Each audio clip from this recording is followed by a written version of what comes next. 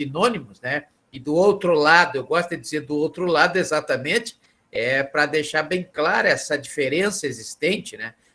As competências são diferentes. Então, a competência do tabelião ou do notarial é uma, na verdade, o bloco de notas dessa prestação de serviço, e do outro lado nós temos o serviço de registro, né?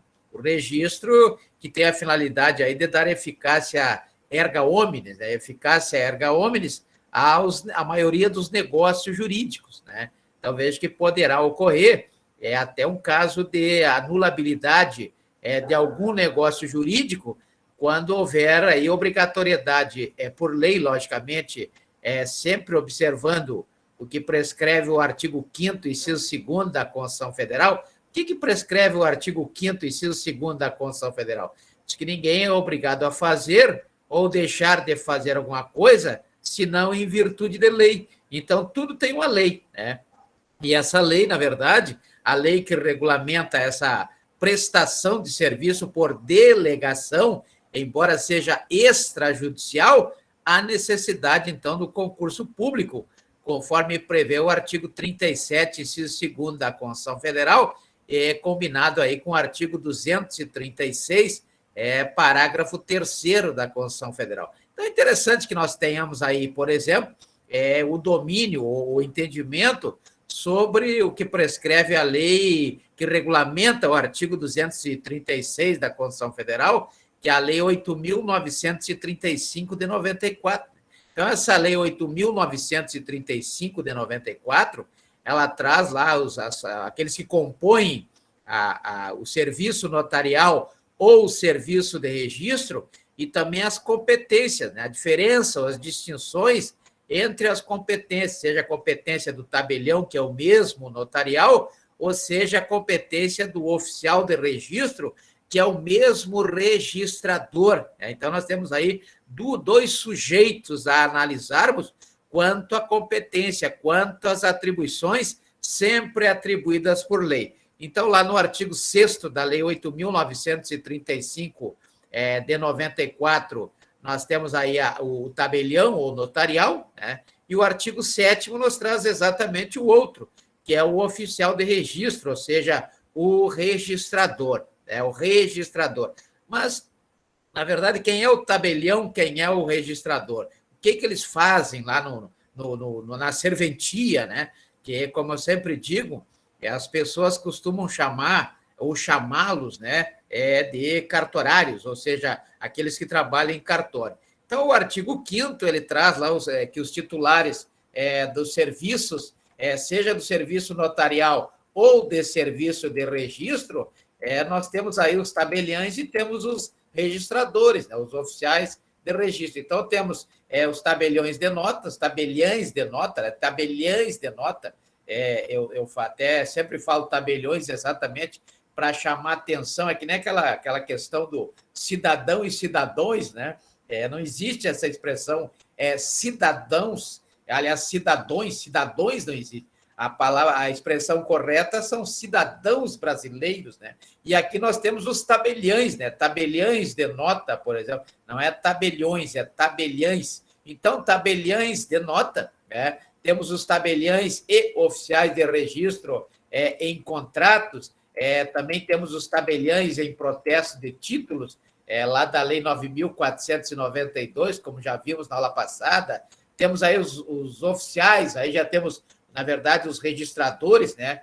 Os oficiais de registro de imóveis, que são os mais famosos, aí, os que mais fazem sucesso, são os oficiais de registro de imóveis, como prevê o artigo 5º da Lei 8.935 de 94.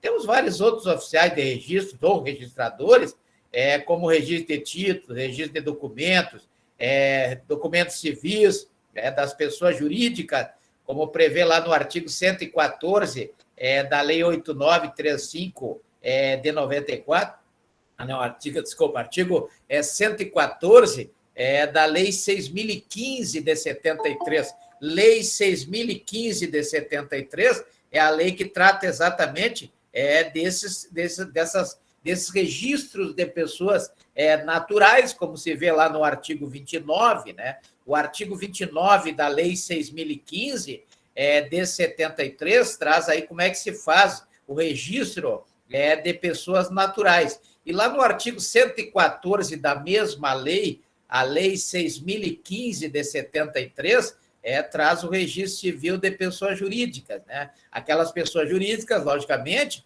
que não tenham como finalidade a atividade econômica empresarial, né? Aquela como define a própria Lei 10.406 de 2002, lá no artigo 966, as chamadas sociedades empresárias, ou empresário individual de responsabilidade limitada, nos termos aí da Lei 11.441, né? Aliás, 12.441, embora as duas nos interessem, porque a Lei 11.441 é a lei que traz o casamento no cartório, o divórcio no cartório, principalmente o divórcio no cartório, né? O inventário no cartório, uma vez que não tem aí menores envolvidos, que não tenha que ser intimado aí nos termos do artigo 319 da Lei 13.105 de 2015, que é o Código de Processo Civil, ou o Ministério Público, já que ele não tenha que ser intimado,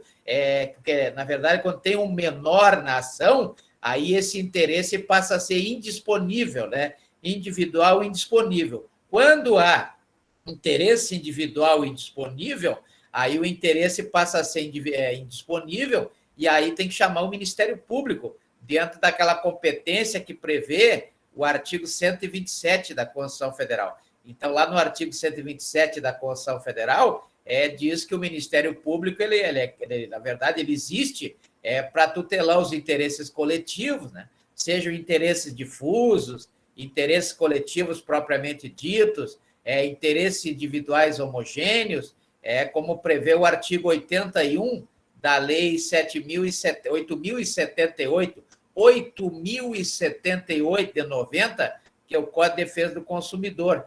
Então, lá no artigo 81, traz como é que se compõem esses interesses coletivos. E quando tiver menor, por exemplo, sempre toda ação que tiver menor, é menor de idade, né? Menor de idade, aí tem que intimar o Ministério Público, porque o interesse de menor de idade, ele será sempre indisponível, né? Ou seja, não sujeito a nenhum tipo de negociação, por isso indisponível. Então, tem que também intimar o Ministério Público, nos termos do que prevê o artigo 319 da Lei 13.105 de 2015. Então, vejam que, quando tivermos aí empresas, né, registro de empresas, aí essas empresas elas serão registradas lá na Junta Comercial, como já vimos aqui, e é sempre bom lembrar, nos termos do artigo 32 da Lei 8.934 de 94, né? 8.934 de 94,